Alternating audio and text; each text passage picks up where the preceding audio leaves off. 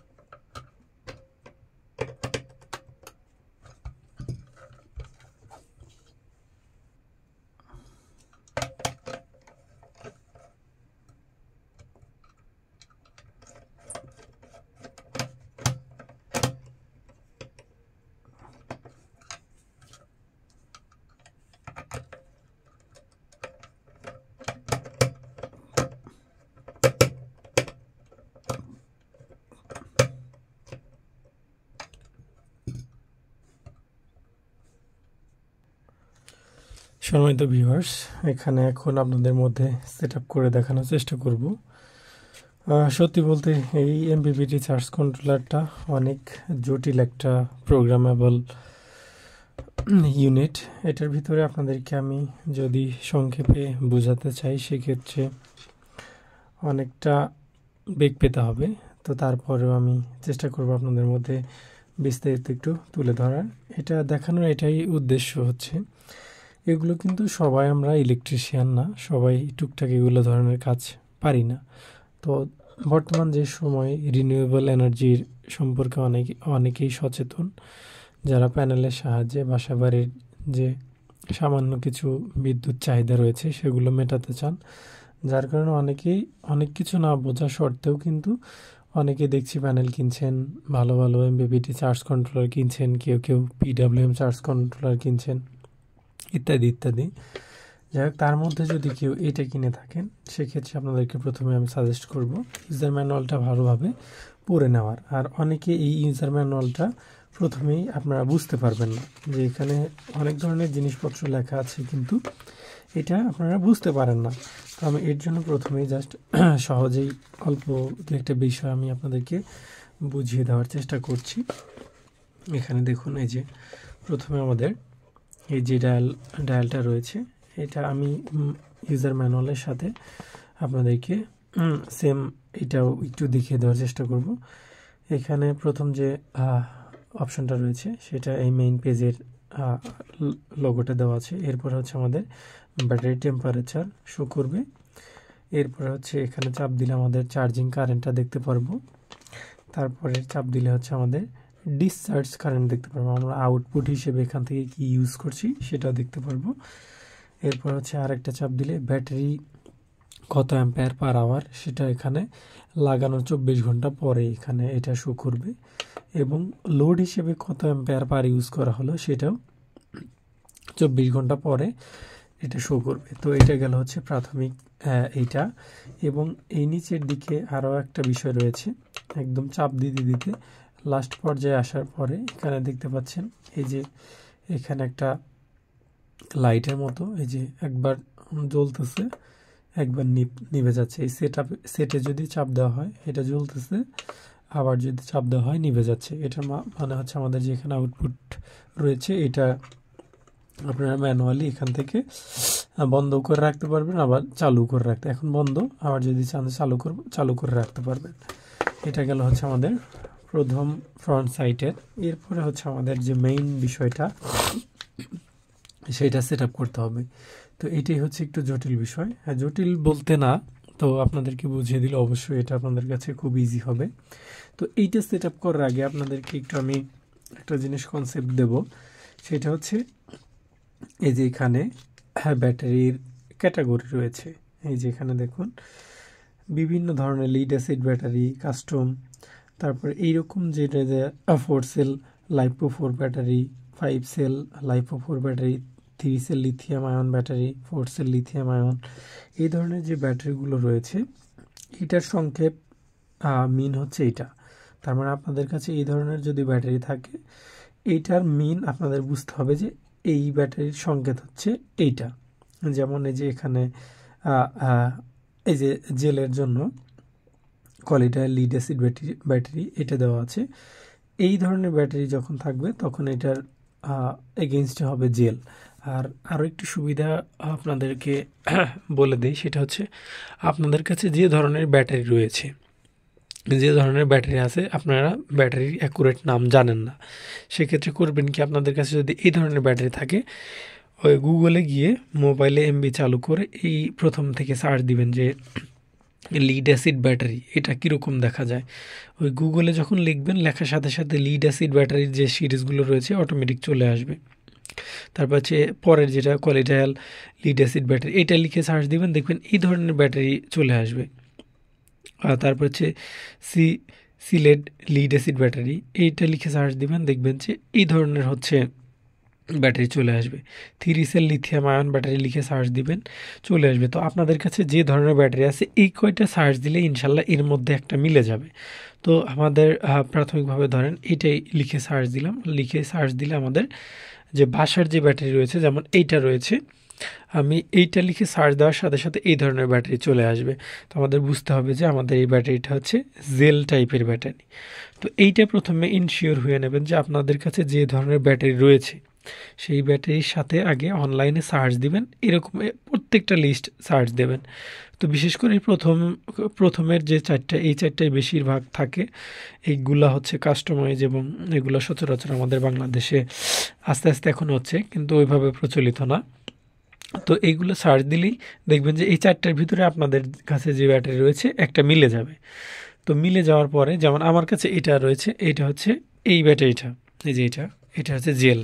তো প্রথমে আমাদেরকে টার্গেট করে নিতে হবে যে আমাদের জেল ব্যাটারি অনুযায়ী আমাদের ভোল্টেজটা সেট আপ দিতে হবে। তো যেহেতু আমাদের কাছে জেল রয়েছে, আমরা বুঝে নিলাম যে আমাদের কাছে জেল আছে, তো এটার এই শর্ট মিনিং হচ্ছে জেল। এখন এদিকে আসার পরে আমাদের এই যে ক্যাটালগটা রয়েছে এই ক্যাটালগ অনুযায়ী আমাদের এই যে লাস্টে দেখেন, আমি যদি দেখাই এখানে এই যে ব্যাটারি টাইপ, এইখানে হচ্ছে আমাদের ওই ব্যাটারিটা সিলেক্ট করে দিতে হবে। আমি আপনাদেরকে একটু দেখাচ্ছি। এরপরে যদি আরও একটু পেজটা উল্টাই, এটা আমি নিজেই অনেক দেখলাম যে খুব জটিল একটা বিষয়। এই দেখুন এখানে হচ্ছে আপনারা সার্চ দিয়ে দেখবেন যে আপনাদের যে ব্যাটারিটা রয়েছে, যেমন আমাদের এই জেল ব্যাটারিটা রয়েছে, এই জেল ব্যাটারির এগেইনস্টে আমাদের কি ধরনের ভোল্টেজের প্রয়োজন সেটা ওখানে কনস্ট্যান্ট দিয়ে দেওয়া হয়েছে। যেমন আমাদের এখানে এই জেল ব্যাটারিটা,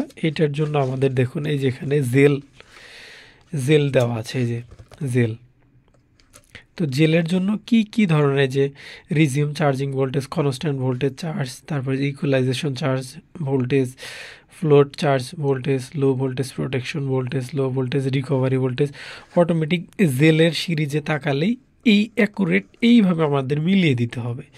এইরকম যদি মিলিয়ে দেওয়া না থাকে সেক্ষেত্রে অ্যাকুরেট কাজ করবে না। তো আমরা বুঝলাম না আমাদের কাছে জেল ব্যাটারি রয়েছে। এখন এই জেল ব্যাটারি অনুসারে আমাদের এই কোডের যে বিষয়গুলো রয়েছে এগুলো আমাদের সেট দিতে হবে।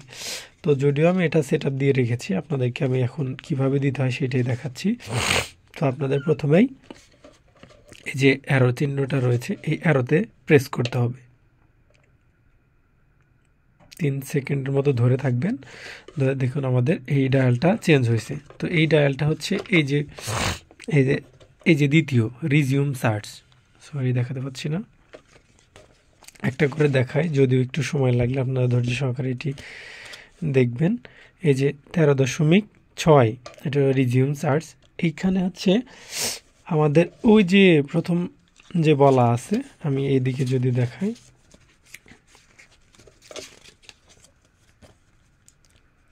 এই যে এখানে জেলে যেহেতু আমরা সিলেক্ট করব সেক্ষেত্রে 13.6 হচ্ছে প্রথমটা দেওয়া আছে। আমরা এটা আবার একটু চাপ দিয়ে ধরি, ওটা কিছুক্ষণ ছেড়ে দিলে অটোমেটিক চলে যায়। 13.6 দেওয়া আছে প্রথমটাই, ওখানে আর কিছু দেখার প্রয়োজন নেই।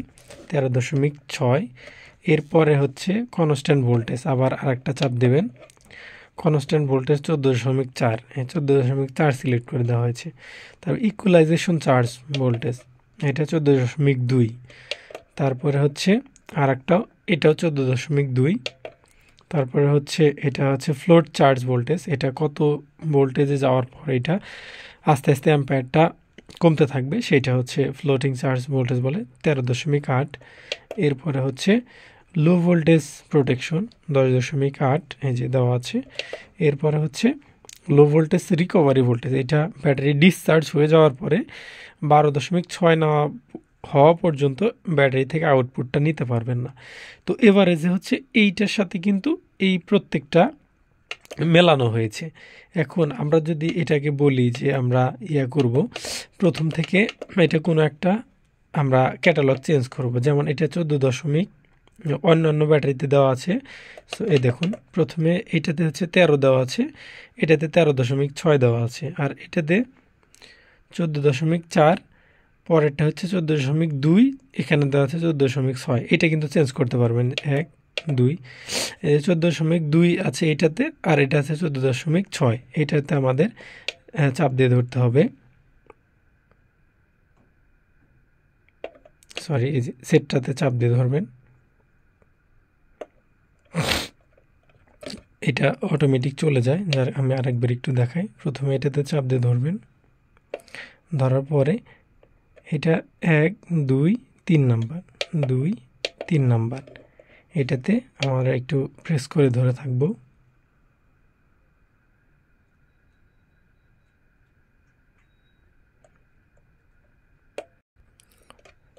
সরি, এটা না হওয়ার কারণে হচ্ছে আরও একটু আমাদের বিষয়টা বাদ আছে। সেটা হচ্ছে এই যে আমাদের প্রত্যেকটা বিষয় যে সেট করা হলো, এই যে আপনাদেরকে দেখাই প্রথম থেকে আরও একবার। প্রথম হচ্ছে 13.6 রয়েছে, এটাও ঠিক আছে। তারপর 14.4, 14.2, 14.2, 13.8, 10.4, তারপর হচ্ছে 12.6। এইটা এই পর্যন্ত ঠিক আছে, কিন্তু কোনো একটা আমরা আলাদাভাবে সেট করতে পারছি না। আমি একটু আগে দেখলাম, চাপ দিয়ে ধরে থাকলাম, এটা চেঞ্জ হলো না। এর কারণ হচ্ছে এর নিচে আরও অপশনগুলো রয়েছে। এটা তো গেল জাস্ট হচ্ছে প্রথম দিকের যে বিষয়গুলো, এই যে চার্জিংয়ের যে লো ভোল্টেজ পর্যন্ত, লো ভোল্টেজ প্রোটেকশন পর্যন্ত আমরা লো ভোল্টেজ রিকভারি পর্যন্ত আমরা আসছিলাম।